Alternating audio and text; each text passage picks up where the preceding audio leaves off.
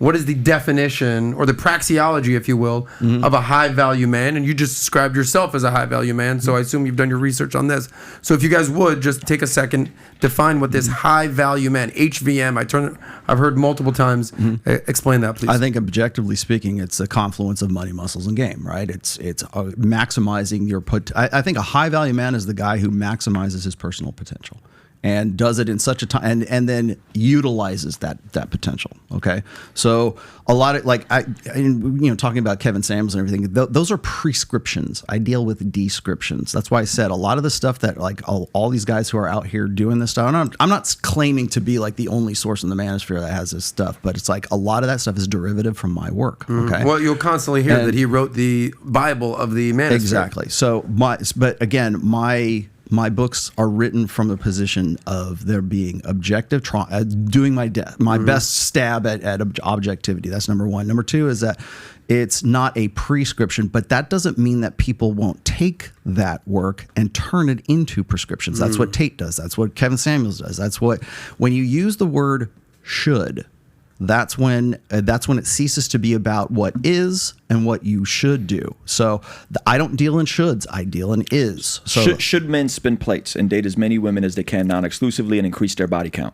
Okay, so is it about body count? That's the other thing. Okay, so here's the thing: is if you read those 6 chapters, you'll also notice that the end of the 6th chapter is transitioning from non-exclusive dating to becoming monogamous with someone. So what if you're going to take that, so you prescribe monogamy. If that's going to be what I'm saying is that most guys want to get into that. Okay, I know guys like George Gammon. I know yourself. I know a lot of guys who don't want anything to do with monogamy, and they're still high value men because they've maximized money, muscles, and game. Right? They have chosen as a lifestyle not to be monogamous, and maybe they don't want to have children, but they're still doing very, very well for themselves. So is that high value, or is a high value man the guy who is like Rollo Tomassi? He's been married for 26 years. He's got a beautiful daughter. He makes a good chunk of change. He's in an ideal marriage. Is that high value, or is it high value? Is Tate high value? I would say all of the above. It just depends on what their lifestyle choices are and what it is that they choose to do. So if you're gonna idealize the lifestyle of Andrew Tate and say he's on his hustle. Like I saw the interview with you and Pat yesterday, and I'm like, wow, that's very, very interesting considering the lifestyle that Andrew Tate and Tristan also are living right now. And if they're going to profess to be Orthodox Christians, and where is their kids? Where's their thing? Is that the benchmark? Cognitive dissonance. Is that the goal state? Right. Because your goal state would probably be get into a marriage, have kids, and love God with all your heart and all your mind. Right. So that would be a high value man. For other guys, being a high value man, they still have all of those things that Tate has, but they don't have family. They're not married. They don't have a golden retriever in the yard. So that's why I'm saying the old order 20th century ideal for what is a high value man, throw that out the window. We are still clinging to old order ideals in a 21st century that says, well, here's the data sets right now. We have more access to more information right now that completely crush all of our wants to cling on to this romantic ideal of the 20th century, the 18th century, whatever century, because we think that ought to be how we do things. And in some ways, for some guys, for you and me, that works really well for us. But for Andrew Tate, people will say, you're a beta and I'm a beta and we're blue pill because we're married and we've been married for so long. Yeah. So that's why I said, like, when guys come at me and they say, oh, he can't be red pill because he's married. He can't speak knowledgeably because he's been married for 26 years. They don't know anything about my history. They don't know anything about what it is that allows me to speak authoritatively about this kind of stuff. They throw that out the window because you're married.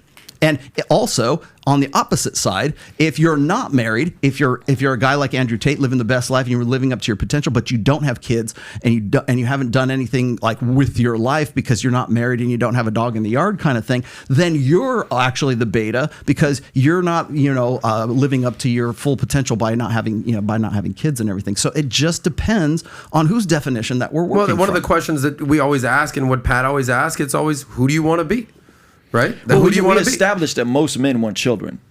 Yes. How do you go about that? Let me read this stat, and then I want to get your definition of a high value man. We asked our audience. We appreciate you guys, Valuetainers out there. Everyone who came from Ruslan's channel, everyone who came from Rollo's channel, Rational Male.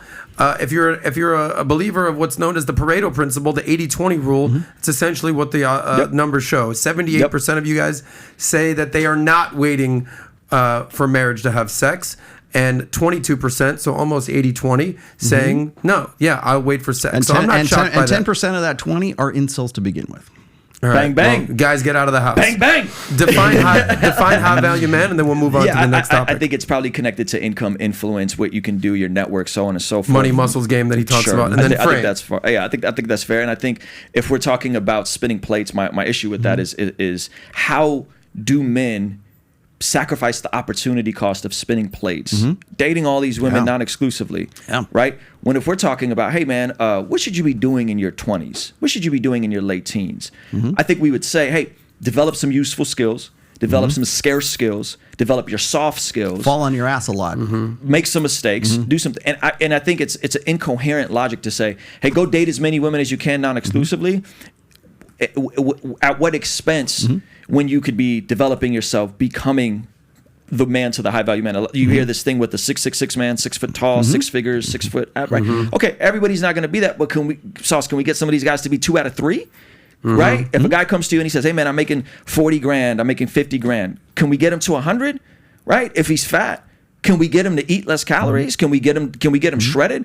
And again, I know you're like, well, these are prescriptions, but I'm like, man, there are prescriptions and life works a specific way. If I want to get cut and shredded, which I'm doing right now, I have to stop eating junk food, high caloric food, and I have to eat more high nutrient, high volume food, get my protein, get my macros, do the compound lives. I don't understand why this isn't directly transferable, this philosophy transferable to ending up in a high marriage. So you're like, most men are going to sleep around and do whatever, and I'm like, yeah, and most people are fat, Rob. 70%, more than that, 75, 30, 40% are obese. Most people are like most people. I understand, right? But what I'm saying is, if we're leading men, and we're saying, hey, Sauce, how do we get more money? And you're like, dude, this is what you got to do. You got to work on this. Hey, you've been married 26 years. How did you guys do that? Somebody asked me. We went to marriage conferences. We read a ton of books. We educated ourselves. We got premarital counseling. We had the hard conversations. We dispelled the soulmate myth. I'm with you there, 100%. The idealistic, romantic, nonsensical Disney love of marriage. We established all that stuff ahead of time. So that's the part where I look at some of this stuff. And I'm like, why are we not talking about what actually requires to get someone like a Sauce to land in a place of, man, I'm in a happy monogamous marriage where kids and family can thrive, which is why I wrote the fourth book. I also think, let me just weigh in here. This is the fourth book. That's the fourth book. How does that?